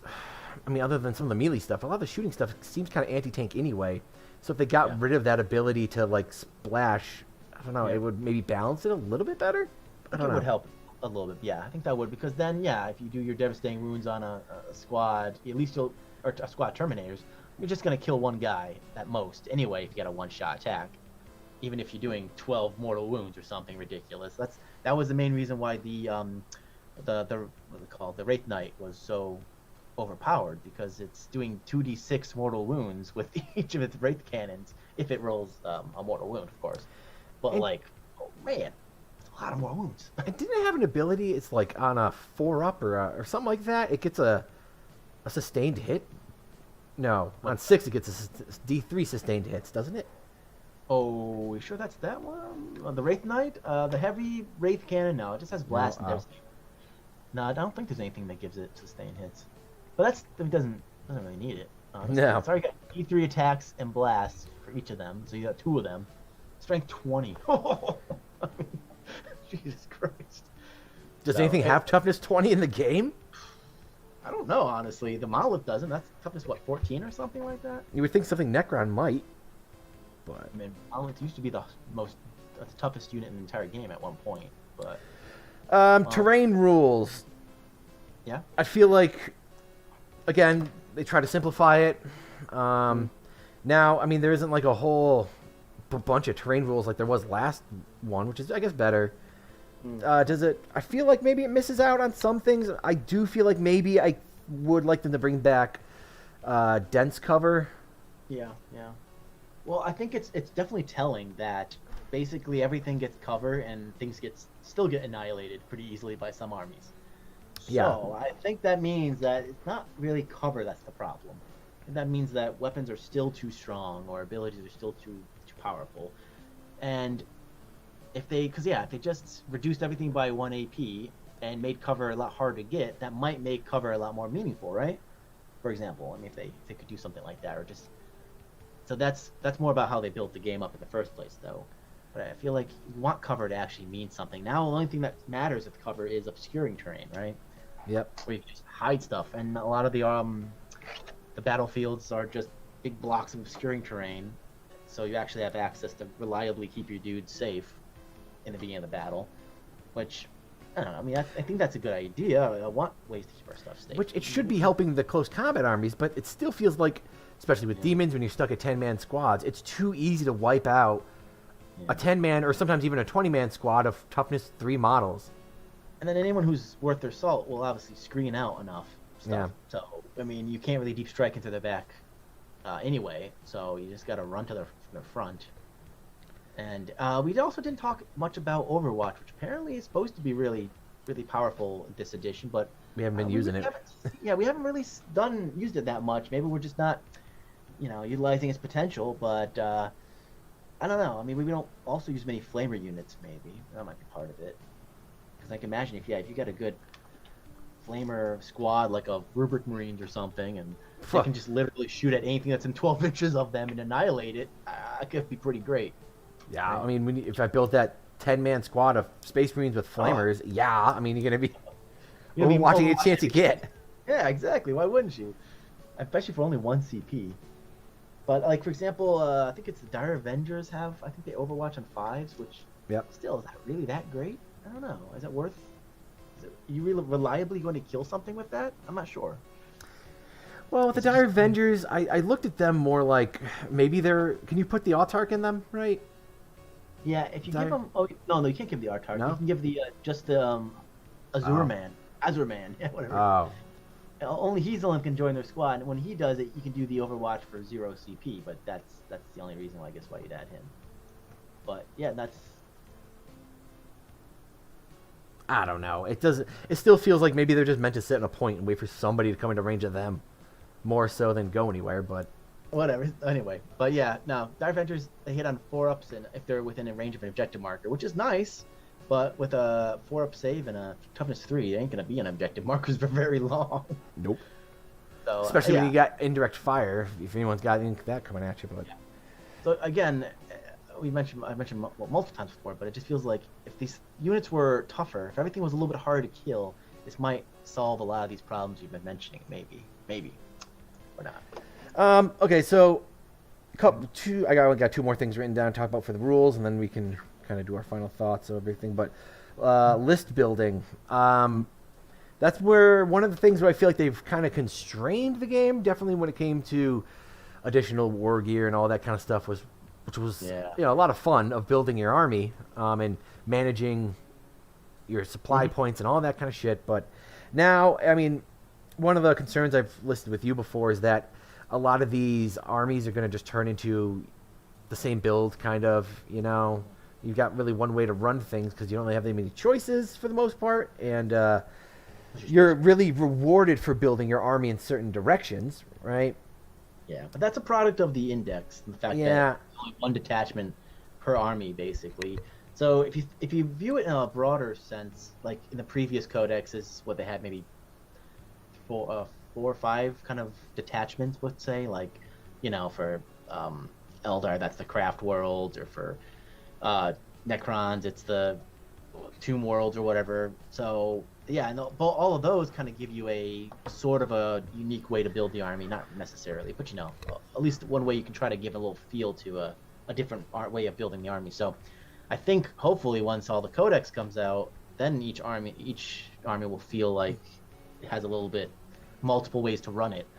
But there's no guarantee. You know how long it's going to take for all those cards to come out. It's going to be frustrating.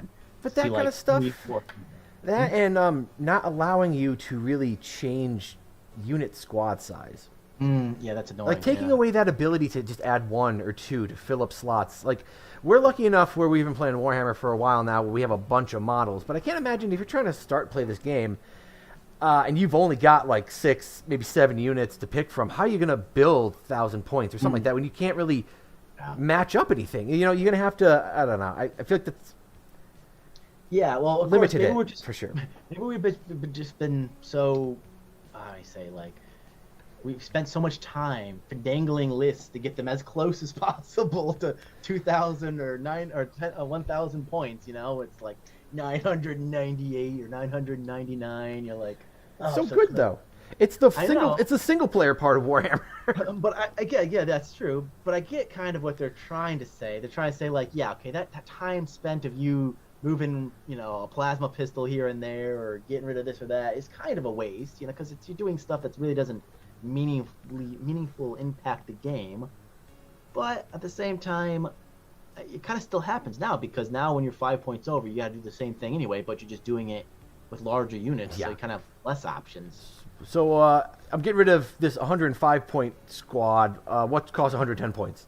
And just look for that. Yeah. That's what I was doing in the previous. I was like, just control Fing, like, okay, what's 100 points here? Come on, what do I got for choices here? Because I don't want to be at, but we shouldn't do that, obviously. But. Yeah, I don't like that more than, being able to just add one more guy to a cultist squad. Yeah, maybe it'll get hurt from blast a little bit more, but it's your choice. Yeah. That kind of stuff. I don't know. Just add an extra weapon to what you would right. Put a grenade launcher in there now. You got 5 points to do something with it. I know. And that's what the enhancements are supposed to be for, but again, I mean, maybe if they had one enhancement for every interval of 5 points between like 5 and 25 or 30 or something like that for every army, then you'd always be able to perfectly fill it. But the way they have it now, some enhancements are just pointless. Some enhancements are just, I don't know, there to just fill the point value, I guess. I'm hoping maybe Games Workshop will smarten up a little bit and try to find a nice balance between the two. So I think free war gear is a terrible idea, first of all. It's not. It's dumb, okay? I'm sorry, but like, why would you ever not have a complete loadout of all your vehicles all the time? Why do you even give you choices then? Just give you the best options all the time and just take that. Yeah. Right. So hopefully they'll realize that it's a bad idea and they'll try to make it so that the choices are, only the ones that are very meaningful, the ones that actually point up. So, like on the Lehman Ruth, let's say, maybe just say that it's the bases with the heavy bolters and the spawns and the last cans cost extra 10 points, and everything else can still be free, pretty much. But just do something like that, Because again, I think the heavy stubber is not really breaking the game. Who cares if that costs 0 points? Hey, 6-shot heavy stubbers at 18 inches. That's game changer. Well, I'm saying, like, just start there first, and make the really obvious choices have some point values, and make it like in, points of 5 or 10, and then that would give a little flexibility in changing your list around. Like, Chaos Space Marine Squad, make it so that the heavy bolter doesn't cost the same as the last cannon. Make the last cannon cost 5 points more. Even if it was 5 points, it'd still be something, that you could be like, oh well. I got extra 5 points. Maybe I'll add last can or something, or I don't know. We can handle it. We're smart enough. And for the kids playing the game, it's good for them. It'll make them smarter. It's just a few things. I can understand. Yeah, back in the day when like you would look at the options, or even now you could look at it still, like the chosen squad or the legionnaires. They got like a freaking a million choices to add on to them, and it's sometimes you're like, what? So I can remove a bolt pistol and add a plasma pistol, but for every 5, and I can do that once, and then it's like The Terminators are the funniest ones, where it's like, for every 5, you can do 4 or something like that. Like, what? What does this mean?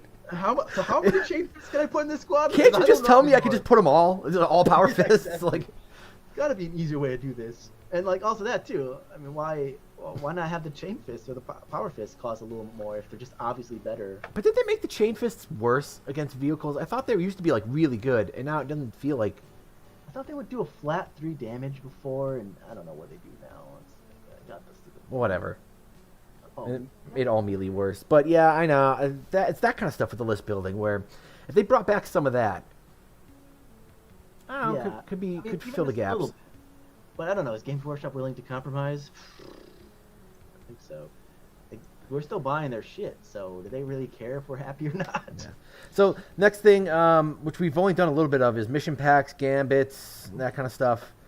Again, great idea. And we've only tried it once. I liked the idea of drawing the secondary missions each time. I thought that was, or secondary objectives.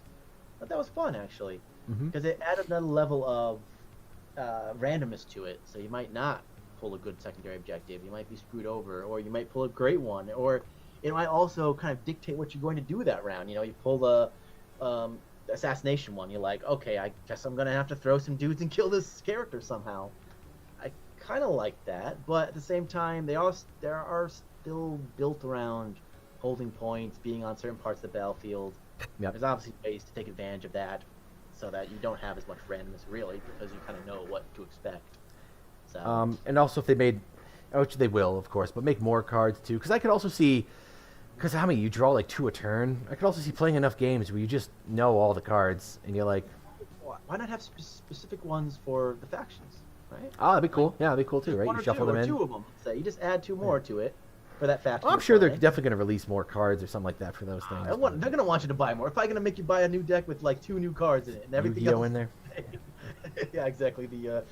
Was it blue-headed dragon or blue-eyed dragon? But that, yeah, it's some neat stuff. I'm liking that what they're doing with the, they're taking, because that was one part of the game which, yeah, okay, yeah, I think they're doing a good job with where that part of the game with like the mission and what you're doing with the actual game, like they're bringing it less from back in the day where we would just put models on the board and we're just trying to kill each other, and in the last edition it kind of devolved down. We were doing more of that, less of that, but we were instead now focused of sitting here in front of a computer screen trying to read all of this crap or whatever before we could even start the game.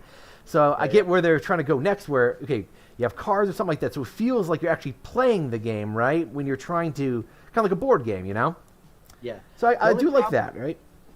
One problem about it, though, with the card, and people have mentioned that there's very little counterplay when you don't know what their secondary objectives will be.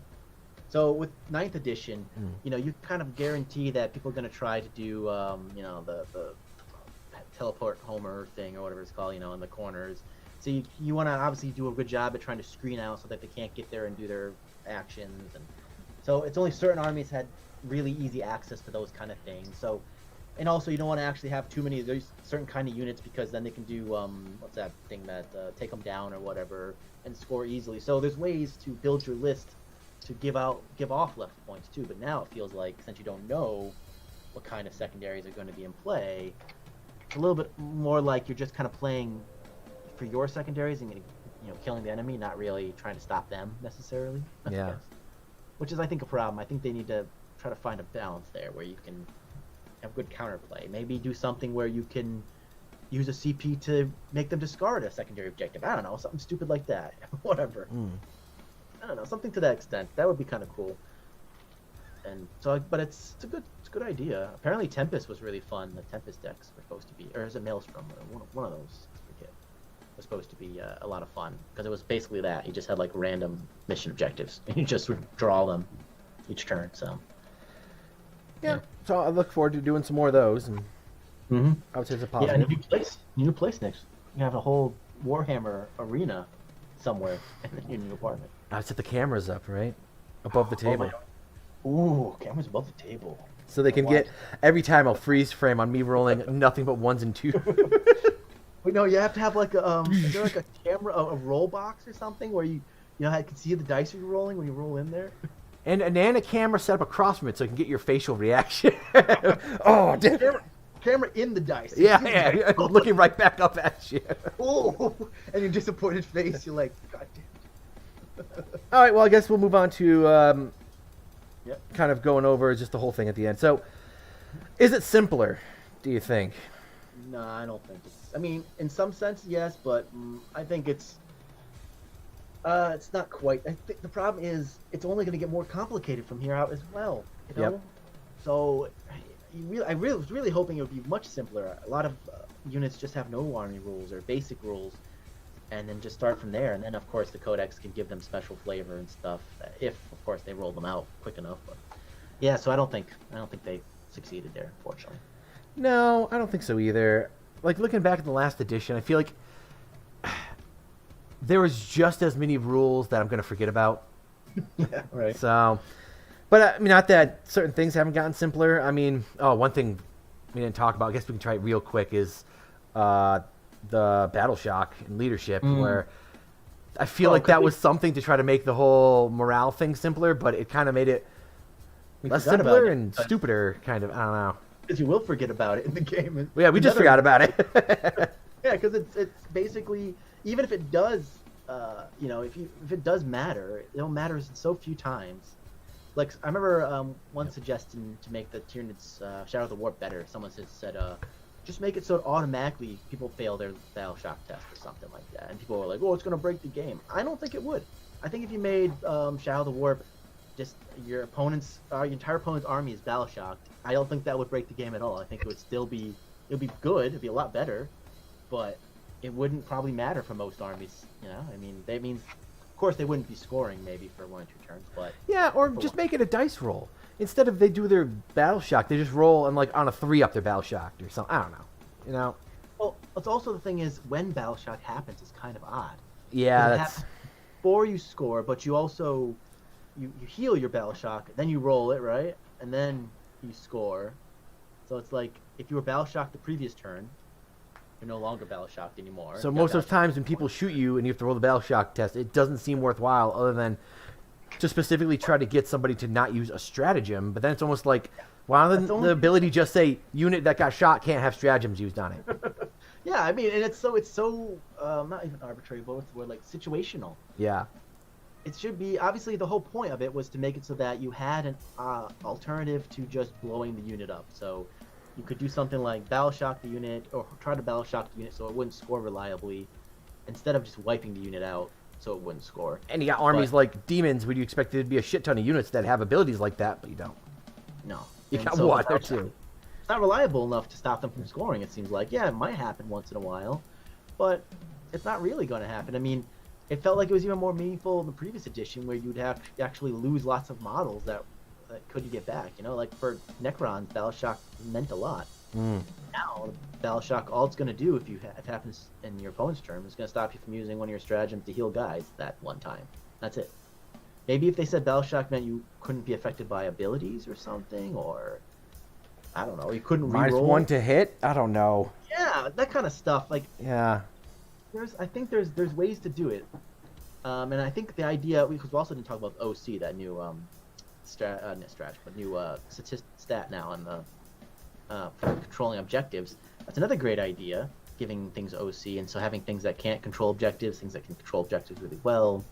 But with Battle Shock, it's just not meaningful enough. And maybe if they make it more meaningful, the game will change quite a lot, actually. But I don't know. I don't know if they will. I don't know how they could change it, honestly, to make it that much more meaningful, unless to just reduce everyone's leadership by 1 or something like that. Even then, would that really be enough? I don't know. I don't think so. Oh, you're right, because even if you do get Battle Shock, you don't care anymore. Like, why do you need to have your Hormagaunts or Termagants within your synapse range? Why do you care if they fail their Battle Shock test? Maybe if they're trying to score a a point, but that's only going to happen if you got a 20-man squad if you're reduced under 10, right? Yeah. I don't know. It just feels like it's not actually as... It sounds like it's more meaningful than it actually plays out to be in the game. Tyranids are usually blobbed up anyway, so you've got something else nearby. Yeah, usually. Usually. I don't know. So, yeah, that's a big miss right there for Games Workshop. But again, it was a good idea, and there was a lot of hope in this when this edition was announced and things that they announced with it. And it's disappointing that they couldn't quite. I don't know. OC is another one of those things where it's like they made the game simpler? Question mark. It's like maybe. I don't know. Pretty much got OC of like 1 or 2 anyway, or something. I mean, it's like you're trying to check. Well, what is it actually? You know what they should do? They should make OC related to the base, the size of the base. No, that'd be bad. What? Yeah, no, that doesn't make any sense. They should do some crazy shit with it, like I don't know, where like the battle line units have like an OC of like 5 or some ridiculous like that. So there's a good reason to take a battle line unit because the OC is so high that unless they don't have any stratagems or anything that like raise your OC, right? They only got ones that stop you from or that help you pass leadership, but they don't have anything that's like +2 to squad's OC. Do you know what is it Dark Angels or one of those Space Marine chapters? They have a thing where they can still control objectives if their OC is 0. Huh. So it means literally Battle Shock means nothing to them. Well, It just made it completely meaningless. there's one enhancement for the Astra Militarum, which is like even if you fail your Battle Shock test, it never can be reduced lower than 1. And I get that it's for like a tank or something to stay on a point. So even if you fail, you still keep the point, I guess. But For example, the way the rules are worded, your reduction thing happens first. So, for example, if you get Battle Shock, it says reduce your your OC to 0. But if there's an ability that gives you +1 to your OC, that happens after the Battle Shock, after the reduction, which is kind of stupid, honestly. It should be the other way around. yeah, It should be reduced after all the other benefits are added to it, because that's kind of the point, I mean, I can understand that adding 1 to your OC or halving your OC should be things that affect when everything's got OC and they're trying to count it up to see what's got the most, not where like you should have 0, So. So then the next thing, do you think the game is faster? I don't know. It's a good question. I think it's probably a little faster. Yeah. Well, sure, I'll go with that. I would say so. I mean, the games we played were still pretty new, but they've been taken about how much 9th edition took, and we knew 9th edition pretty well, so it's probably gonna get faster. Yeah, I think definitely got faster, especially once we learn all the abilities for all the units and know all of the stratagems. I think it's gonna be pretty quick. So just remembering all the movements for everything drives me nuts. I keep trying to look. I really wish they would have all that stats and stuff set per phase, so you could look per phase at your units. See what things matter, because why do you care what the stat of your movement is in your shooting phase or your assault phase? That would be nice. But yeah, so anyway. Is it balanced? No. No. I put LOL next to that in my notebook. No. Yeah. I mean, apparently this is par for the course with indexes. I guess the 7th edition had an index and it was also super unbalanced in the beginning. I know it's kind of weird because the end of 9th edition was pretty balanced actually. So it's kind of weird that even jump to a completely unbalanced version of it after they had a balanced version. Even like Imperial Guard, and they're like one of the last ones to come out, and they still kind of felt like they're still placing decent in tournaments and stuff with, and you'd think the last one they're coming out with would be like, whatever, screw this. It's the last one of the edition, but nah, still balanced. That makes sense, kind of. It doesn't seem so different, right? It was one of the last ones. I forgot about that, but yeah. But the World Eaters, right? I think they were the last one, weren't they? And think so. They're different enough, actually. They got the Yahtzee thing now. They got Yahtzee rules. You play Yahtzee. Well, Corn likes Yahtzee. Like 8 dice, and I think for every, I don't know, like when you get the same one or something, there's like a chart you go off of. Less deadly? The game? No, I don't think so. Don't think so? I mean, even with the toughness? I don't know, because 9th edition was pretty deadly for sure, but I don't know. When we were playing with each other, it always felt like either you would know that was going to happen, and you were prepared for it, or something. Now this edition's supposed to be less deadly, and yet you still like, My tank got shot in one turn. Oh, You went damn from it. being able to do 20 mortal wounds with the Zoanthropes, with the Tyranids in one turn, to being able to do 20 mortal wounds with the Eldar in one turn. Right? So, So, no, not quite. I don't think they passed that one. I mean, they think well, they maybe have- before when you could use as many fate dice as you wanted in a turn. Oh yeah, that was just. But again, I played against you, and I think I never did that. I never needed the fate dice. No, I think I did it once or twice where I was like, well, I don't want to have to roll this dice, so let me just, just give me a 6, okay? Thanks, that's nice of you. And that felt kind of bad because it's like, because when you roll, your opponent has a moment of hope. With fate dice, you're like, nah, Yeah, don't even let that seep in. I'm not gonna roll a 1. Who am I kidding? Yeah, I'm not entirely sold that this edition is less deadly. I think it can basically be about the same. Mm-hmm. Yeah, unfortunately, we'll see. I hope they change it and make it less deadly, or maybe we have to house rule it or something. But there's got to be a way. You know, a thought I had not a while ago, but I thought I had was instead of, I mean, I know why they don't do this, but instead of raising toughness, you raise wounds for a lot of things, you know? Yeah. But, I mean, they have 3 stats to deal with deal with lethality, right? You have the toughness, save, and the wound stat. Yep. Save, of course, has kind of been already used. You know, there's only 6 basically or 5 save stats you can give. Toughness, they've all of a sudden started expanding, and wounds they could too as well. I feel like why not have some like crazy toughness 20 model with 5 wounds or something, or something other way around, like a toughness 3 model with like 30 wounds or something ridiculous. You know, let's go crazy with it. Let's try to find something interesting to do. You've got toughness 3, 1 wound, 2+ save models out there somewhere. Example. That'd be wild, right? Yeah, and then that would make the weapon choices you have. It might be like a good counter to some, seemingly good for every sort of weapon profile. I don't know. I mean, that would make that plasma gun a little less good, or because again, at a certain point, toughness 2, let's say, it doesn't care anymore if your weapon strength 12 or 20 or whatever. Your toughness 2. Everything's wounding you on 2s anyway, so you're paying for it in your profile. It's going to be like, I don't know, 10 points a model or something less. Yeah, so there's a lot of things they could do with it, which is, I guess, the most frustrating part about, which has been the most frustrating part about Warhammer 40k for a long time, I think. Because it's so cool. There's so many cool things you feel like you want to see happen. Right? Well, any final thoughts? I mean, I'm still enjoying the edition. I don't, I think there's pros and cons to this and 9th edition, but I'm still excited to keep playing it. So, yeah, I'm gonna keep trying it. I just wish that when you just do kind of like 2 sort of two kind of just take all counter lists should be able to play against each other, and it shouldn't be too many feel bad moments. I think as there is right now, there still are a few feel bad moments, even if your lists aren't kind of tailored towards each other. And I feel like that makes the game difficult to play because it should be a game where everyone's having fun, right? And so if you have if I'm playing with Eldar, I'm gonna have to try to sort of not handicap myself, but to not overdo it. And which is what happens sometimes when we play. Sometimes we'll be like, okay, we're doing pretty good, we're kind of stomping, let's not do all my special abilities this turn, And I think that's nice about playing with friends and stuff, that you should be doing that. And I just wish that you didn't have to do that, I guess, is what I'm trying to say. yeah. You shouldn't have to be like, well, I guess I could just kill his unit, but maybe I'll roll this time to see if I do. I don't know,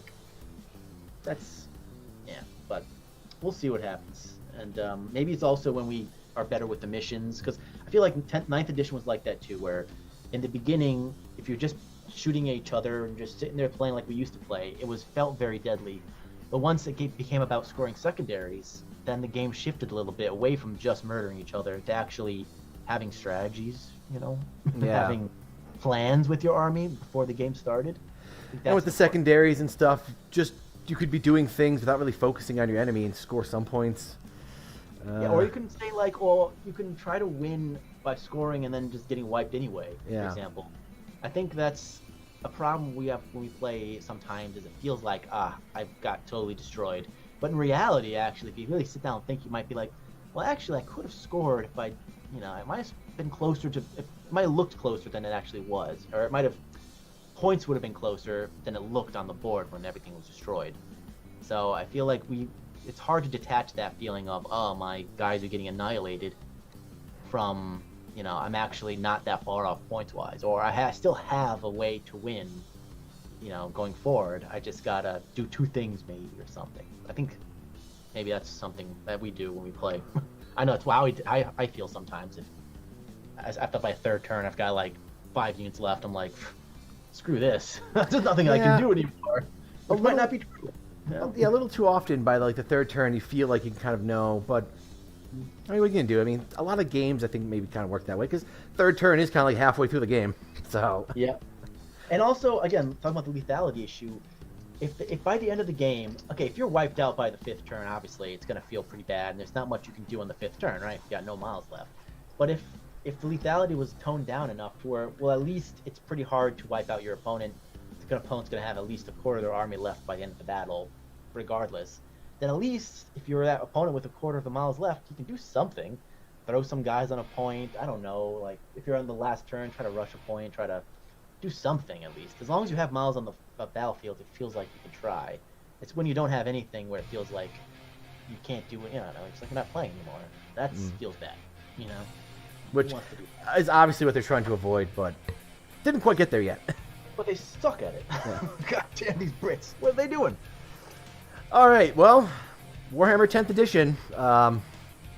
Exciting. We'll wait till 9th or 11th or 12th. Right. We'll see. Is it gonna happen one day, Nick? We're gonna wake up and feel like 15th edition. When we're like 60. 15th edition. They're back to hull points, armor values. So start over again at 1. They probably will actually get one day, right? Completely start over. Where they just called Warhammer. The 41st century or something like that, right?